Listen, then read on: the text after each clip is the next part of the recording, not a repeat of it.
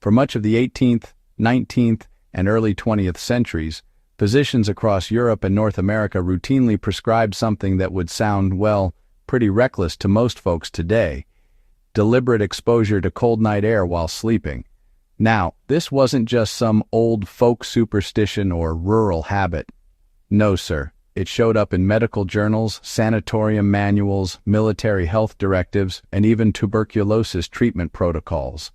Doctors back then believed stagnant indoor air was a bigger threat to the lungs than the cold itself, and for chronic winter coughs, especially those that just lingered on without any fever, night air was considered corrective, not dangerous.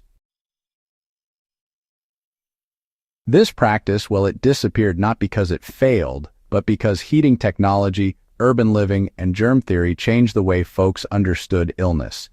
What you're about to hear isn't nostalgia or romanticism. It's a precise explanation of how the habit was used, how it worked in its time, and how, with a bit of know-how about environmental control, it can actually be applied safely today by people who aren't afraid of it. Before antibiotics came on the scene, chronic coughs were classified by pattern, not by what caused them. Physicians made a point to distinguish between infectious fevers and what they called irritative or congestive coughs, often brought on by smoke, coal dust, damp interiors, and breathing in the same air over and over. Winter homes back then were sealed up tight, heated unevenly, and filled with all sorts of stuff from burning coal, oil, or wood. Doctors noticed time and again that patients got better when they were taken out of those conditions. Medical texts from the late 1800s, they kept warning folks against sleeping in air already breathed. Carbon dioxide buildup, low oxygen exchange, and too much dryness were blamed for thickened mucus and stubborn bronchial irritation. Cold air, on the other hand, was seen as clean, dense, and kind of stimulating for the lungs. Doctors believed it encouraged deeper breathing, cut down on nighttime coughing fits, and helped prevent mucus from just sitting there in the lungs. This belief was not just some theory, It actually came from measurable outcomes in hospitals, tuberculosis wards, and military barracks, where folks could compare ventilation practices directly and see the difference for themselves. Contrary to what you might hear nowadays, patients weren't just tossed into freezing rooms with no covers. The whole habit followed a strict formula.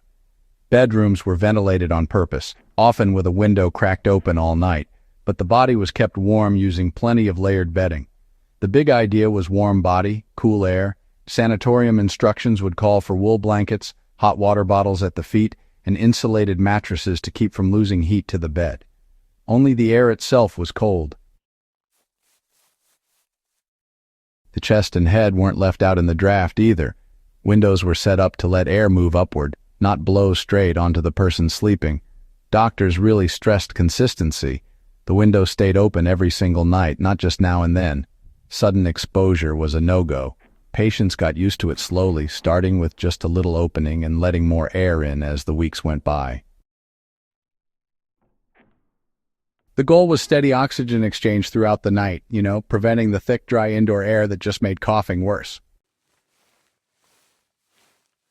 Persistent winter coughs often got worse at night because warm indoor air dries out those mucous membranes and even slows down the ciliary movement in the lungs. Now, historical physicians, they didn't use the fancy modern terms we have today, but they sure did notice the effects. Folks coughed more in sealed-up rooms and a whole lot less when the air was ventilated. Cold air, believe it or not, holds less moisture, but when you exchange it properly indoors, it actually bumps up the relative humidity, which helps cut down on airway dryness. More importantly, though, ventilation got rid of smoke residue, gas fumes, and even lowered the microbial load. Patients, well, they often said they slept longer without those coughing fits and woke up with clearer lungs. Military doctors noticed, fewer respiratory complaints among soldiers sleeping in ventilated barracks than those quartered in tightly sealed buildings, even in the harshest winters. The cold itself wasn't really the danger. Stagnation was. In colder climates, Families managed to adapt without giving up the principle. Windows were cracked at the top, not the bottom. Heavy curtains were used to guide airflow upward. Beds were placed away from direct drafts, and in some regions, vent bricks or transom windows served the same purpose. Children and elderly family members were included, but with, well, greater attention to bedding and gradual exposure. Chronic cough sufferers were often given the most ventilated rooms, which, is kind of a reversal of what we'd think to do nowadays. This habit stuck around the longest in rural and working-class households where fuel was pretty expensive and, honestly, ventilation was just unavoidable. Applying this historically doesn't mean we should copy things blindly. Modern homes are different and, well, there are new risks to consider.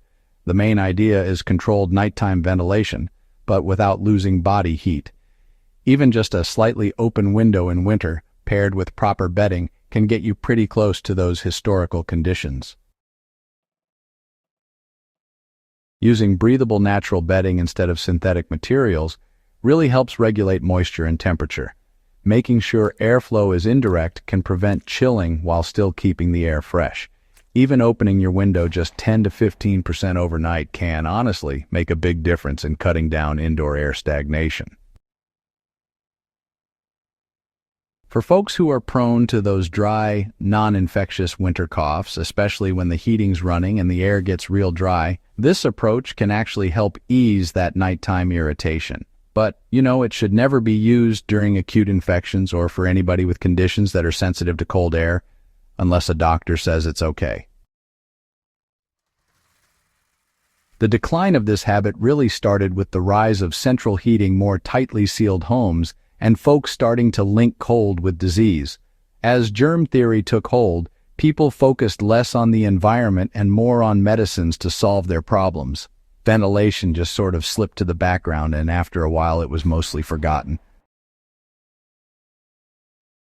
Still, hospitals quietly kept this principle alive. These days, things like negative pressure rooms, air exchange standards, and strict ventilation protocols all kind of echo that same old logic.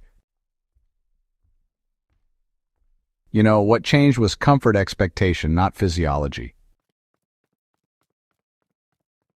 This habit reveals how previous generations managed health with environmental control rather than intervention. It demonstrates a mindset that valued air quality as a primary resource. In survival or low-infrastructure scenarios, this knowledge becomes practical again. Understanding how to maintain lung health without medication, electricity, or modern HVAC systems is not nostalgia. It is preparedness rooted in historical reality. If you value grounded history, overlooked medical practices, and knowledge that still applies when systems fail, you're in the right place.